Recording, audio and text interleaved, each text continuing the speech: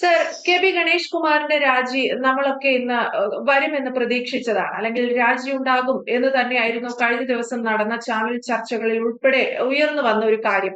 പക്ഷേ ചർച്ചയുണ്ടായില്ല. അതിവിദഗ്ധമായി കെ.ബി. ഗണേഷ് കുമാർ തന്റെ പ്രശ്നം, തന്റെ വിവാദം ഇതൊക്കെ ഒരു ഒത്തുതീർപ്പിലേക്ക് എത്തിച്ചു എന്നാണ് അറിയാൻ സാധിക്കുന്നത്. ആരാണോ പരാതി നൽകേണ്ടിയിരുന്നത് അവർ തന്നെ മാധ്യമങ്ങൾക്ക് മുന്നിൽ വന്നു നിന്നുകൊണ്ട് തനിക്ക് പരാതിയില്ല, തങ്ങളുടെ പ്രശ്നം തങ്ങൾ തീർത്തുകൊള്ളാം എന്ന ആംഗിളിലേക്ക് കാര്യങ്ങൾ മാറുന്നത് നമ്മൾ തന്നെ കണ്ടു. പക്ഷേ കെ.എസ്.ആർ.ടി.സിക്ക് പുതിയൊരു എം.ഡിയെ നിയോഗിച്ചിരുന്നു. അപ്പോൾ സർക്കാരും അവരുടെ രാജി അല്ലെങ്കിൽ കെ.ബി. ഗണേഷ് കുമാറിന്റെ രാജി മുന്നിൽ കണ്ടു എന്ന് വേണ്ട ഈ വിഷയത്തിലൂടെ അനുമാനിക്കാം. തീർച്ചയായിട്ടും. കാരണം ഇന്ന് മന്ത്രിസഭാ യോഗം രാവിലെയാണ് മന്ത്രിസഭാ യോഗം നിശ്ചയിച്ചിരുന്നത്. സാധാരണഗതിയിൽ ബുധനാഴ്ചയാണ് നടക്കേണ്ടത്. ഇന്നത് ചൊവ്വാഴ്ചത്തേക്ക് മാറ്റി തെരഞ്ഞെടുപ്പൊക്കെ വരുന്നത് കൊണ്ട് ഒരു പക്ഷെങ്കില് ഈ സർക്കാരിന്റെ ഒരു അവസാനത്തെ മന്ത്രിസഭാ യോഗം വന്നു, അല്ലെങ്കിൽ ചിലപ്പോ ഇനി ഒന്നുകൂടെ ഒക്കെ നടക്കാം. 15 പ്രഖ്യാപനം വരികയാണെങ്കിൽ ഒരു പക്ഷേ ക്യാബിനറ്റ് ഇനി ഉണ്ടാകത്തുമില്ല. അപ്പൊ അങ്ങനെ വരുന്നത് കൊണ്ട് ഇന്ന് രാവിലെയാണ് നിശ്ചയിച്ചിരുന്നത്. അപ്പൊ ആ സമയത്താണ് ക്യാബിനറ്റിൽ വന്ന നോട്ടാണ്, അതിപ്പോ പുറത്തു വന്നിട്ടുണ്ട്. ഒരു സ്ഥിരം ആയിട്ട് സർക്കാർ സ്ഥിരം ഡയറക്ടർ പോസ്റ്റ്, അത് പ്രമോദ് ശങ്കർ എന്നാണെന്ന് തോന്നുന്നു, അദ്ദേഹത്തിന്റെ പേരും വന്നിട്ടുണ്ട്. അപ്പൊ ആ തീരുമാനം ക്യാബിനറ്റ് നോട്ടിനകത്ത് വന്നിട്ടുണ്ടായിരുന്നു എന്ന് പറഞ്ഞാൽ നമ്മളത് മനസ്സിലാക്കേണ്ടത് ഇന്നലെ തയ്യാറാക്കിയ ആയിരിക്കുമല്ലോ. തീർച്ചയായിട്ടും ഇന്നലെ ആയിരിക്കും ആ നോട്ട് തയ്യാറായിരിക്കുന്നത്, അല്ലെങ്കിൽ ഇന്ന് രാവിലെ തന്നെ വെളുപ്പിനെ തന്നെ തയ്യാറായ നോട്ടുകളായിരിക്കും അത്. ആ നോട്ടിൽ കെ.എസ്.ആർ.ടി.സിക്ക് ഒരു സ്ഥിരം എം.ഡി വരുന്നു എന്ന് പറഞ്ഞാൽ മന്ത്രി ഇല്ലെങ്കിൽ വളരെ പവർഫുൾ ആയിട്ടുള്ള ഒരാള് ഒരു മാനേജിംഗ് ഡയറക്ടറിനകത്തിൽ വരുന്നു എന്ന് പറഞ്ഞു കഴിഞ്ഞാൽ അതൊരു പക്ഷെങ്കിൽ എന്തോ സർക്കാർ പ്രതീക്ഷിച്ചിരുന്നു, എന്തോ ഇന്ന് രാവിലെ പ്രതീക്ഷിച്ചിരുന്നു എന്നുള്ളതിന്റെ ഒരു സൂചന തന്നെയാണത്. പ്രതീക്ഷിച്ചിരുന്ന മറ്റൊന്നും ആയിരുന്നില്ല. ഒരു പക്ഷെങ്കിൽ ഗണേഷ് കുമാറിനെ മന്ത്രിസഭയിൽ നിന്ന് ഒഴിവാക്കേണ്ടി വരും, ട്രാൻസ്പോർട്ട് മന്ത്രിയെ മന്ത്രിസഭയിൽ നിന്ന് ഒഴിവാക്കേണ്ടി വരും, അദ്ദേഹത്തെ കൊണ്ട് രാജിവെപ്പിക്കേണ്ടി വരും, അല്ലെ അദ്ദേഹം സ്വയം രാജിവെച്ചൊഴിയേണ്ടി വരും. ആ സാഹചര്യം നിലനിൽക്കുകയായിരുന്നു ഇന്നലെ രാത്രി വരെ ആ സാഹചര്യം നിലനിൽക്കുകയായിരുന്നു. അതിന്റെ പശ്ചാത്തലം കാര്യങ്ങളൊക്കെ നമുക്ക് പ്രത്യേകിച്ച് ഇനിയും എടുത്തു പറയേണ്ട കാര്യമില്ല. കാരണം കേരള സമൂഹം ഇന്നലെ തൊട്ട് ചർച്ച ചെയ്യുന്ന കാര്യമാണ്. അദ്ദേഹത്തിന്റെ ഭാര്യ, രണ്ടാമത്തെ നിലവിലുള്ള ഭാര്യ വന്ന് പൊതുസമൂഹത്തോട് വിളിച്ചു പറഞ്ഞതാണ്. അവര് തന്നെയാണ് എല്ലാവരോടും വിളിച്ചു പറഞ്ഞു, എന്റെ ഭർത്താവിനെ കാണാൻ കൊള്ളരുതാത്ത സാഹചര്യത്തില് അവരുടെ വീട്ടിൽ വെച്ച് അവരുടെ ബെഡ്റൂമിൽ കണ്ടു എന്നാണ് അവരുടെ വെളിപ്പെടുത്തൽ വന്നത്.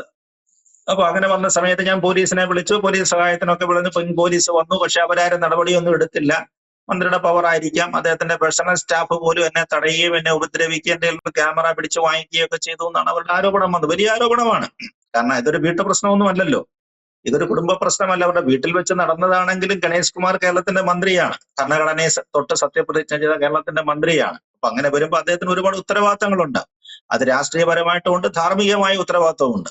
അപ്പൊ അദ്ദേഹത്തിന്റെ ഭാര്യ തന്നെ ഇത്തരം കാര്യങ്ങൾ വെളിപ്പെടുത്തുന്ന സമയത്ത് എന്തെങ്കിലും തീരുമാനം ഇതിനകത്തിൽ ഉണ്ടാകും. വളരെ സജീവമായ ചർച്ചയായിരുന്നു. ഇവരുടെ വെളിപ്പെടുത്തലിന് ശേഷം രാഷ്ട്രീയം വളരെ ശ്രദ്ധിക്കപ്പെട്ട വളരെ വിശദമായ ചർച്ചയായിരുന്നു. അതിനോടൊപ്പം തന്നെ അവർ മറ്റു കാര്യം കൂടെ പറഞ്ഞിരുന്നു. അവർ ഈ കാര്യത്തിന് വേണ്ടി സഹായം അഭ്യർത്ഥിച്ചത് അവരുടെ ബന്ധുവായ മുൻ DGP ശ്രീലേഖയോടാണ്. ആ ശ്രീലേഖയാണ് പോലീസിനെ വിളിച്ച് ഇന്ന നമ്പറിൽ വിളിച്ച് സഹായം ചോദിക്കാൻ ആവശ്യപ്പെട്ടതെന്ന് പറഞ്ഞു. അതോടൊപ്പം തന്നെ മുഖ്യമന്ത്രിയെയും അദ്ദേഹത്തിന്റെ മകളെയും വിളിച്ചിരുന്നാണ് പറയുന്നത്.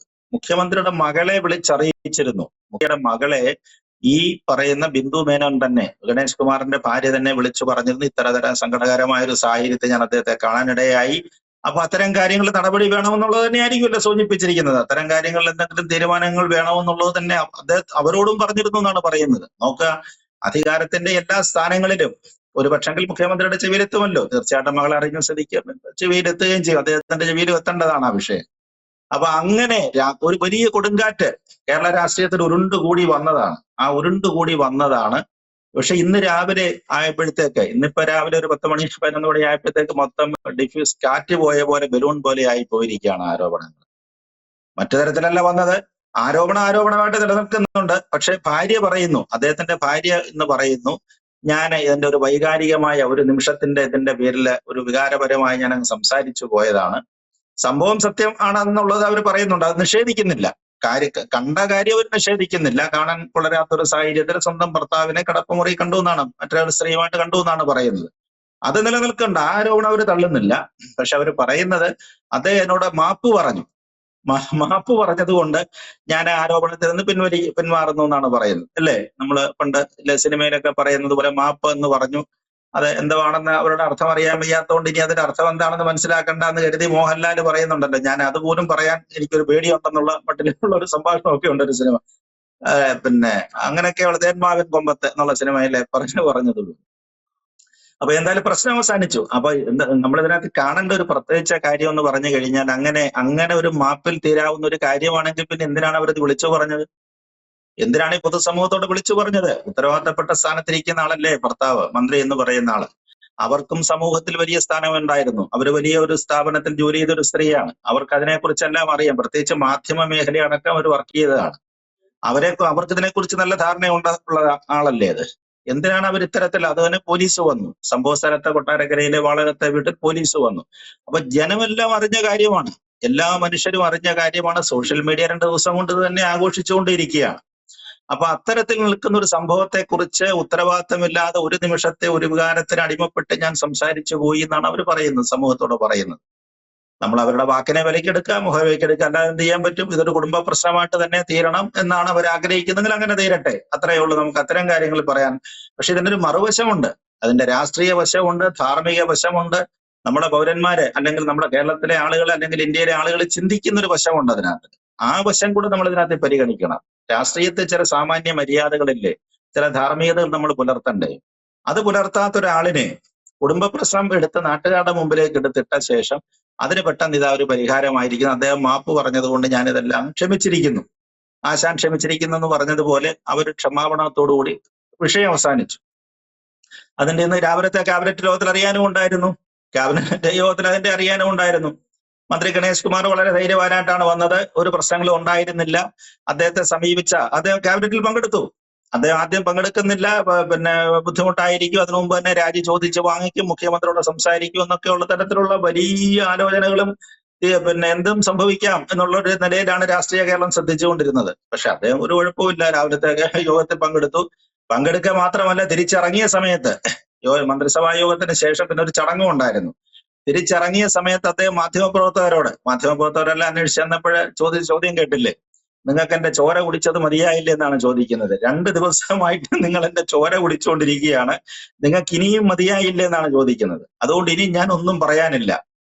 കാരണം ഇന്നലെ പറഞ്ഞത് തന്നെ ഇച്ചിരി കൂടിപ്പോയി എന്ന് അദ്ദേഹത്തിന് തന്നെ തോന്നിക്കാണും അല്ലേ? അദ്ദേഹത്തിന്റെ പ്രേമത്തെ കുറിച്ചും ഒക്കെ ചോദിച്ചു കഴിഞ്ഞപ്പോൾ അദ്ദേഹം ചില വാക്കുകളൊക്കെ ഉപയോഗിച്ചായിരുന്നല്ലോ. എന്നെ സ്നേഹിക്കുന്ന 5000 പേര് ആയിട്ട് എനിക്ക് പ്രണയമുണ്ട്, അല്ലെങ്കിൽ അതിലിരട്ടി ആളുകൾ എന്നെ സ്നേഹിക്കുന്നുണ്ട്, പ്രണയിക്കുന്നുണ്ടെന്നൊക്കെയുള്ള ചില വ്യാഖ്യാനങ്ങളൊക്കെ അദ്ദേഹം നടത്തിയിരുന്നു. അത് വലിയ കുഴപ്പത്തിലായി എന്നുള്ള തോന്നൽ കൊണ്ടായിരിക്കാം. എന്തായാലും ഇന്ന് അദ്ദേഹം മാധ്യമങ്ങളെയാണ് കാര്യമായ രീതിയിൽ പറഞ്ഞത്. എന്റെ ചോര ഇനിയും കുടിക്കാൻ നിങ്ങളാരും നിൽക്കണ്ട, ഞാൻ ഇനി ഒന്നും പറയത്തില്ല, ഒരു കാര്യവും പറയത്തില്ല, അത്തരം കാര്യങ്ങളിലെല്ലാം ഒത്തുതീർപ്പായിരിക്കുന്നു.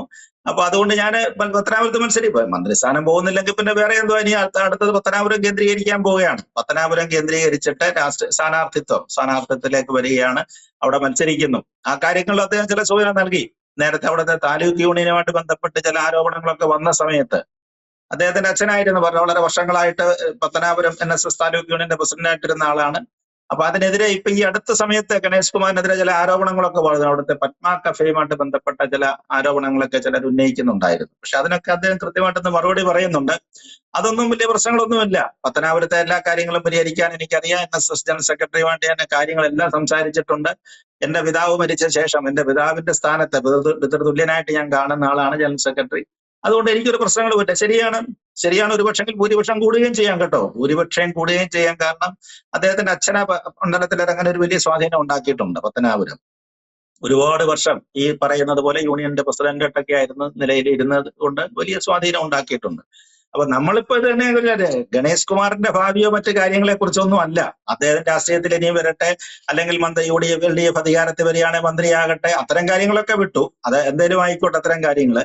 പക്ഷേ സർക്കാര് എന്തോ ഒരു ടെസ്റ്റ് ഉദ്ദേശിച്ചിരുന്നു. ഇതിനകത്തിൽ എന്തെങ്കിലും കുഴപ്പം ഉണ്ടാകുമെന്ന് സർക്കാരിന് ഒരു വലിയ ആശങ്ക ഉണ്ടായിരുന്നു എന്നുള്ളതിന്റെ ഉറപ്പാണ്. അതുകൊണ്ടാണ് KSRTCക്ക് എത്രയോ വർഷങ്ങൾക്ക് ശേഷമാണ് KSRTCക്ക് ഒരു MD വരുന്നത്. എനിക്ക് തോന്നുന്നു ജയറാം പടിക്കൽ, അങ്ങനെ എനിക്കെന്തോ ഒരു ഓർമ്മയുണ്ട്. ജയറാം പടിക്കൽ എന്ന് പറഞ്ഞൊരു IPS ഉദ്യോഗസ്ഥനുണ്ട്. അദ്ദേഹം പണ്ട് KSRTCയുടെ MD ആയിട്ടൊക്കെ ഇരുന്ന ആളാണ്. മറ്റേ രാജൻ കേസിലൊക്കെ അദ്ദേഹം വരികയൊക്കെ ചെയ്തിരുന്നു. അപ്പൊ അതിനുശേഷം KSRTCക്ക് ഒരു MD പോസ്റ്റ്. അപ്പൊ അതുകൊണ്ട് ഇന്നലെ അടിയന്തരമായിട്ട് പിന്നെ സർക്കാർ തലത്തിലൊരു അന്വേഷണങ്ങളും ആലോചനകളും ഒക്കെ നടന്നു. ഒരു പക്ഷെങ്കിൽ ഗണേഷ് കുമാർ മാറേണ്ടി വരികയാണെങ്കിൽ KSRTCക്ക് ഒരു ചുമതലക്കാരൻ വേണമല്ലോ. അതായിരിക്കും ഇന്നത്തെ ക്യാബിനറ്റ് നോട്ടിൽ അത് വരാനുള്ള കാരണമെന്നാണ് എനിക്ക് തോന്നുന്നത്. എന്തായാലും പെട്ടെന്ന് തീരുമാനം മാറി. ഗണേഷ് കുമാർ അത് കോംപ്രമൈസ് ചെയ്തുകൊണ്ട് പിന്നെ MD പോസ്റ്റ് നിലനിൽക്കുന്നുണ്ട്. പക്ഷേ എങ്കിലും മന്ത്രി നിലനിൽക്കും. അപ്പൊ അതുകൊണ്ട് അത്തരം വിഷയങ്ങളൊന്നും ഇനി അതിനകത്തിലേക്ക് ബന്ധപ്പെടുന്നില്ല. പക്ഷെ സർക്കാരിന് ആശങ്കയുണ്ടായിരുന്നു എന്നുള്ളത് സത്യമാണ്. അതുകൊണ്ടാണ് ഇന്ന് ആ നോട്ട് വന്നതെന്നാണ് എനിക്ക് ഇക്കാര്യത്തിൽ ഒരു അഭിപ്രായമായിട്ട് തോന്നുന്നത്. യെസ്, എന്തായാലും സാർ സൂചിപ്പിച്ചതുപോലെ സർക്കാരും ഒരു വലിയ ട്വിസ്റ്റ് പ്രതീക്ഷിച്ചിരുന്നു. ഇരുട്ടി വെളുക്കുമ്പോഴേക്കും എന്തെങ്കിലുമൊക്കെ കോലാഹലങ്ങൾ കൂടുതൽ നടന്നേക്കാം. ഒരുപക്ഷെ ഗണേഷ് കുമാറിന്റെ തന്നെ രണ്ടാം ഭാര്യയുടെ ഭാഗത്തു നിന്ന് കൂടുതൽ വെളിപ്പെടുത്തലുകൾ ഉണ്ടായേക്കാം എന്നൊക്കെ സർക്കാരും പ്രതീക്ഷിച്ചിരുന്നു. പക്ഷേ എല്ലാം തലകീഴെ മറയുകയാണ് ഉണ്ടായത്. വലിയൊരു ഒത്തുതീർപ്പിലേക്ക് ഗണേഷ് കുമാറിന് എത്തിച്ചേരാൻ സാധിച്ചു എന്നത് അദ്ദേഹത്തിന് ഏറ്റവും വലിയൊരു ലക്കായി മാറിയിട്ടുണ്ട്. അല്ലെങ്കിൽ KSRTCക്ക് വരെ MDയെ നിയമിച്ച് അല്ലെങ്കിൽ അത്തരത്തിൽ വരെ പദ്ധതി തയ്യാറാക്കി വെച്ചിരുന്ന ഒരു സർക്കാർ തൊട്ട് എതിർഭാഗത്തുണ്ടായിരുന്നു. എന്തായാലും വ്യക്തമാണ്. Thank you Rajagopal sir.